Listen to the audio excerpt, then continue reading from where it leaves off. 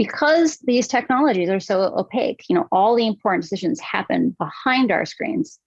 We've never had a chance for the public to build a public muscle of accountability. And these companies continue to run ahead of us, and we don't even get a chance to ask our own questions or develop our own theories. Hello and welcome to the GZERO World Podcast. This is where you'll find extended versions of my interviews on public television. I'm Ian Bremmer, and today we examine the perils and promise, but mostly perils, of social media. In the past 2 decades, companies like Meta, Google, Twitter, and Reddit have fundamentally changed how we all consume information. Their platforms have helped people stand up to repressive regimes in Iran, in Hong Kong, and Egypt, and that's a good thing. But they've also played a major role in organizing events like the January 6th insurrection, genocides in Myanmar, and civil unrest in Ethiopia. Bad thing. People have used tools like Facebook Live to broadcast murders, suicides, and torture. Bad thing. So how do we stop all of the bad that has come from making the world more connected while still allowing room for all the good? This week, I speak with data scientist and Facebook whistleblower, Frances Haugen. Let's do this.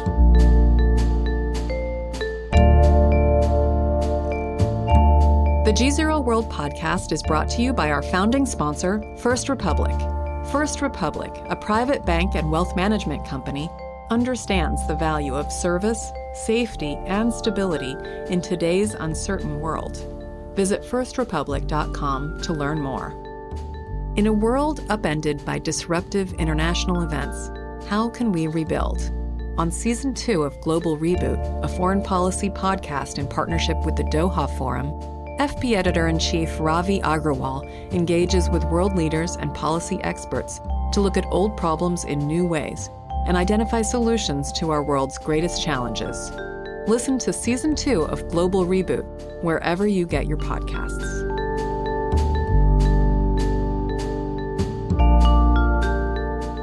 Frances Haugen, thanks so much for joining us. Thank you for inviting me. Happy to be here. It's a very content-rich environment that I can ask you about. We want to talk about social media, but I want to start with Europe because, of course, the Europeans, they don't have big tech companies, but they do have a lot of people that focus on how to regulate tech companies more effectively for society. Do you think they're actually accomplishing that right now? One of the things that I think most people don't realize about the large tech companies is that they're significantly less transparent than any of the major technologies or tech companies that ran our economy 100 years ago. One of the most important things that I think the Digital Services Act, which is the law that just passed in the European Union, is that it's the first time we have legally mandated transparency with the tech platforms. Because these technologies are so opaque, all the important decisions happen behind our screens. We've never had a chance for the public to build a public muscle of accountability. And these companies continue to run ahead of us, and we don't even get a chance to ask our own questions or develop our own theories. And so I think the most important thing the DSA has done is actually make that a mandated right, like demand data access. The fact that they're also asking for public risk assessments, having the companies actually disclose the risks the companies know about, because right now the playing field's that unlevel. I think those could have really transformative effects just because we're starting so far behind. Now, Europe is a big market. It's the largest common market in the world. And I'm wondering if you believe that, over the United States, U.S. is number one as one country, China's number 2. China's expected to hit the U.S. at around 2028, 2030. But on the social media side, Europe, because it's so big, even if you have regulations that are expensive for companies to put in place, it's also expensive for companies not to have unified standards. And so I'm wondering, do you believe that the Europeans passing this new law means that the American companies will eventually move towards those standards even in the United States?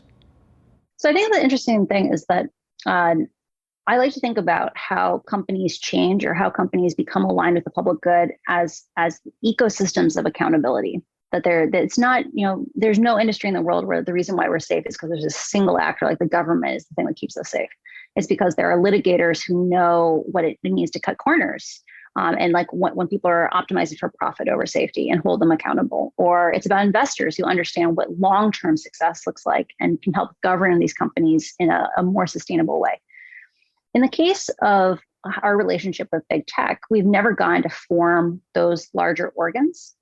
And when you look at the DSA doesn't have a lot of things where they say, you must do X, you must do Y, you must change your company in specific ways. What it says is we want a different relationship. We want you to disclose risks. We want you to just actually give access to data.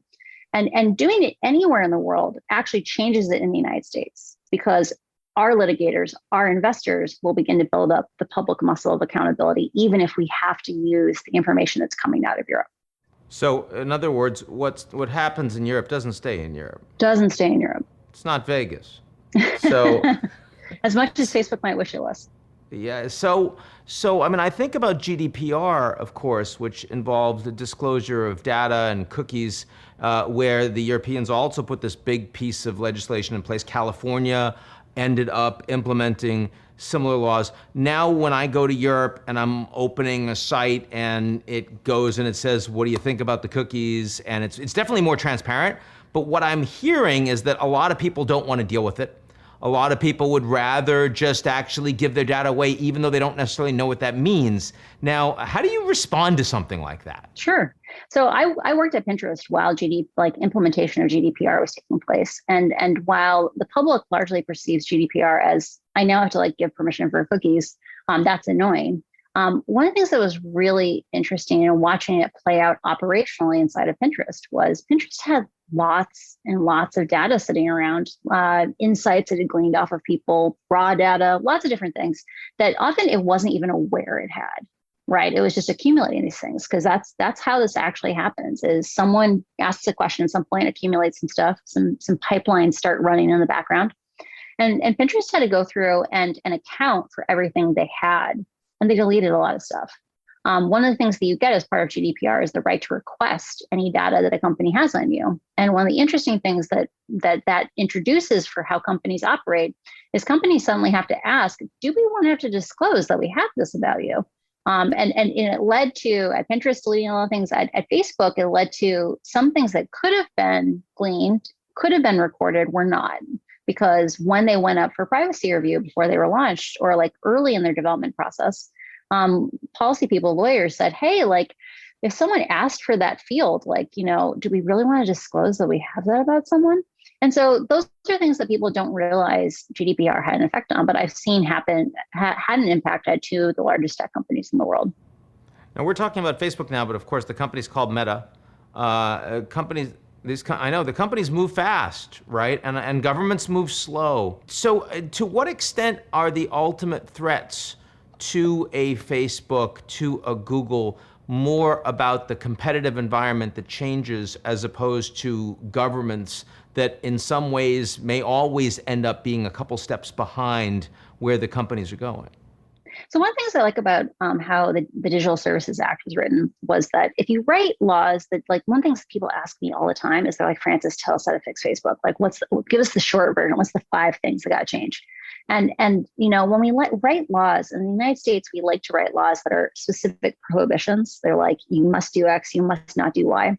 And the problem with laws like that is that companies run around the fence. They're very clever. They hire very good lawyers who let them do what they want to do. One of the things about the Digital Services Act that I find really interesting is that it asks for an ongoing conversation. Right now, these companies don't have to disclose things that they learn. If the public has questions, they don't have to answer the questions. When we have an ongoing risk management structure where the companies have to disclose these risks that they know about, if the government says, hey, these people are saying this risk exists, can you please either give us proof it doesn't exist, or let's have a conversation about how you're going to mitigate that. That's an ongoing, flexible approach to trying to direct them back towards the common good. I think the secondary thing is, you're saying about how governments move slowly, tech moves fast. There has always been a big gap between where technologies are and our ability as the public to hold these companies accountable. That gap is going to keep getting bigger and bigger, because let's say there's always a little bit of a delay. If tech is accelerating, the gap gets bigger. Things like effective whistleblower laws. And just for context, Europe passed its first whistleblower laws back in December, partially as a result of my disclosures. And we're going to need better and better whistleblowers, because we need to narrow that gap. we need to be able to have the public asking questions early in the process, in the design process of these systems. Having gone through this, and it's hard for me to imagine what it's like to be a whistleblower and suddenly be a public figure in such an incredibly spotlight shining on you way. What's the thing that has surprised you most about your experience since you've gone public? So I totally understand the sentiment of this question. Like I feel very cared for whenever people ask this question, and I have like such an uninteresting answer, which is because I think the public was so hungry for accountability from social media. Like there's a lot of frustration in the public around how the relationship with Facebook has unfolded. Things like Facebook lying to the public. I think because people were so hungry to live in the truth, like to stop being gaslit, I have had an incredibly positive response from the public. Like I have open DMs on both Twitter and Instagram, and like I don't get harassed. And as someone who has worked at 4 social media platforms, women who are in the public sphere, they never get away scot-free. And I have had an almost effortless whistleblower process. And so I think that's the number one thing I'm most surprised by. Like I was deeply scared before I came out, and I was deeply scared even in the first couple days after I came out, because there were like our threat researcher had a lot of scary stuff the first 24 hours, 48 hours off the dark nets, off of places like 8chan. And I think once people heard my Senate testimony, like nothing ever happened to me. And so I'm super grateful for how positively I've been received, and how I feel like kind of the internet collectively has held me. So I'm very grateful for that. What do you think is more likely to change, the culture inside Facebook and related tech companies, or government regulations in the United States? Ooh, how interesting. Well, I'm one of these because I'm a slightly rare technologist in that I was a history minor. So I was a Cold War studies minor. And, the story of, the period of the Cold War was about a number of different social movements that seemed absolutely impossible. It's things like the British leaving India, the overthrow of the Soviet Union, civil rights in the United States, end of apartheid. Huge things that seemed impossible that all came to be. And I know it feels right now like the big tech companies are monoliths. But the reality is, and I say this very earnestly, like I don't want to tear down any of these companies, right? I've spent my entire career at these companies. The thing I want is for them to be long-term successful. And what I've seen time and time again at places like Google, at Pinterest, at Facebook, is if these companies don't have incentives that require long-term thinking, it's very hard for them to operate in long-term ways. And so I have a lot of faith that as we build the ecosystem of accountability, as we build the public muscle of accountability, we are going to help all these places be more long-term successful, because culture change will come along with that. So when I think about like finance, which has gone through this back in 2008, and you had a bunch of regulations that were put in place that were also meant to build muscle, so that couldn't happen again with financial institutions. The U.S. did that fairly effectively. And I see someone like Larry Fink, and it's not because he's a fundamentally better human being than other CEOs. It's rather that he wants to be more competitive and beat the other companies, and he knows that if he doesn't address climate change first, someone else is going to. Are we starting to see CEOs and senior leaders in the tech space recognize, like, irrespective of the regulatory environment, if I get there first and I'm the respectable, sort of civil society supporting, inclusive, less polarizing, more for the consumers and less for the clicks, that I'm actually going to get there first and I'm going to win? Are we seeing that yet or not at all? So I think we're seeing it in some ways. So I don't want to give Google a full pass, because let's be honest, Google is not a perfect company. There's been a number of scandals in the last couple of years. But one of the things that I think it's important for people to contextualize is, like, why did Google turn down the Department of Defense machine learning contracts, right? And the reason they did it was really simple. Google believes that the thing that will make them long-term successful, the thing that will make them the most competitive, is if they are the most attractive place in the world for the most skilled engineers, particularly machine learning engineers in the world. And a lot of technologists understand the risks of these products. I think Facebook is at a huge disadvantage now than it was 10 years ago because it can't hire mid and senior level people. Mid and senior level people in Silicon Valley have infinite options. And Facebook is in a place where it's very hard for them to attract senior talent because they haven't shown a respect for the ability of people to show up and be whole people when they come to work. When you are seen or when you are just kind of obviously cutting corners for profit at the expense of the public good, it's very hard to attract the best technologists. So I think we're starting to see some of that. We haven't seen it play out on the consumer side, I think, as much, but in the talent war, which is like the beating heart of Silicon Valley competition, I think we've already started to see some of those things. So let me ask about Elon Musk and this whole Twitter controversy, because, you've seen how he came out, and irrespective of whether he really wanted to buy it or not, the arguments he's making about how he says Twitter's broken, about the bot problems and the rest. I mean, how much is he identifying what the real issues are with Twitter in your view? So I feel very strongly about automated accounts across all of the social networks. I have talked to people who run systems for detecting fake accounts across a number of the largest platforms on the internet. And, there are major, I won't say they're name brand, like you would recognize the name of them. They're major in the sense that, they're probably in the top 10 social networks, top 15 social networks in the United States, where a substantial fraction of all the accounts are automated. Like we're talking upwards of 50%. And so I don't know what Twitter's actual number is. I doubt Twitter's number is 50%, but I guarantee you it's more than 5%. And it's important for the public to understand that there is a huge, huge gap in financial reporting today that is actually a giant liability for the public good. This is something I plan on writing more about in the future, which is we have accounting standards for dollars because we know that companies lie about the money they have and the liabilities they have. And that creates systemic risk that is very dangerous for investors, and it's dangerous for just the public because it leads to cutting of corners. In the case of tech, there's another kind of accounting that is as vital for people's share prices as dollars, which is people. Who these people are, how many people you have on the account. Exactly. If you can have a 1% drop in the number of users on your site, and you can have a 10% drop in the valuation of your company, that's huge. And so right now, every time you take a bot off your site, you actually decrease the valuation of your company. And so there's this really dangerous conflict of interest here where the number one thing threatening the information environment is automated accounts because they allow you to set the narrative. They let you set the drumbeat. They let you amplify whatever information, true or false. Because remember, true facts can be very divisive too. Automated accounts are extremely dangerous. And right now there's a giant financial disincentive from taking them down. So I think the fact that Elon is raising that as an issue, it's like a top level issue, is I think an important thing.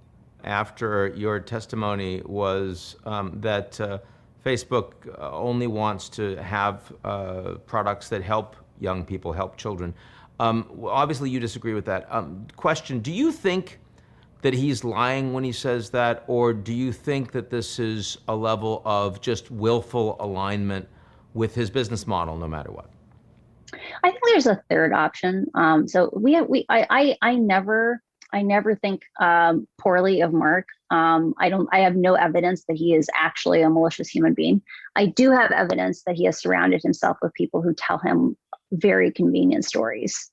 Mark is a very, very isolated person. Like I've had multiple journalists tell me he spends all day in the metaverse. Like that's why he thinks we're all going to spend all day in the metaverse. I mean, don't we all at the end of the day? Oh, I want to live in a virtual ski chateau. Like, don't we all? But there's I think the issue there is Mark has to rule through the people who he's put around him. And there's a real problem at Facebook, which is there's no place for upward advancement. There's no movement. It's quite static at the top. And when we look at things like kids, there's some real easy low-hanging fruit on kids. The hours of 2 to 3 in the morning or the 10th hour of Instagram a day are not the same as 1 to 2 in the afternoon or the first 30 minutes. If you were a scraper stealing content from Instagram, they would slow your account down. So you'd steal less and less material. Imagine if instead of popping up a warning saying, hey, you've been on here for 20 minutes, do you want to go to bed? Imagine if they asked you at noon, when do you want to go to bed tonight? And they just slowed Instagram down very, very slowly over the course of the evening until you got sleepy and went to bed. They could do these things today. They have the code for hackers. Why can't they use it for kids? And so I think it's this thing of the incentives are really hard for them. Right now, they don't have to report harm, but they do have to report how long you're on there, how many users there are, how many dollars there are. And so things like the Digital Services Act create an incentive. They make space internally to do the right thing, because now you actually do have to report how many kids are looking at Instagram for 10 hours a day. So everything you're basically saying is that the purpose of the regulation is to structurally shift the business model enough so that the companies themselves are truly incented to be more aware and be more supportive of the citizens. Yeah, that's the goal. And that's how we make capitalism successful, right? Capitalism unfettered burns itself out. Capitalism that we try to pull a little bit more towards the public good can be long-term successful. Frances Haugen, thanks for joining us. Thank you for inviting me. That's it for today's edition of the GZERO World Podcast. Like what you've heard? Come check us out at gzeromedia.com and sign up for our newsletter, Signal.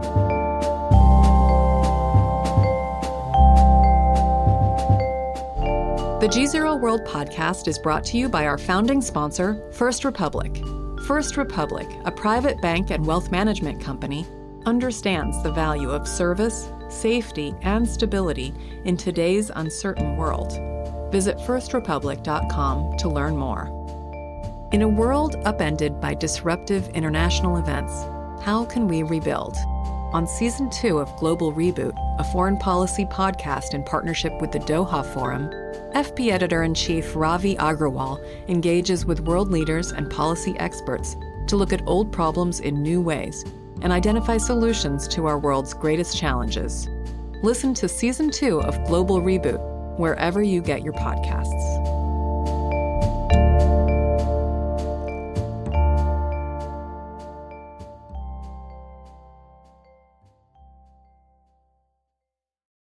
You're listening to the GZERO World with Ian Bremmer podcast, your weekly geopolitical deep dive into the world's biggest news stories, featuring in-depth conversations with global leaders and newsmakers.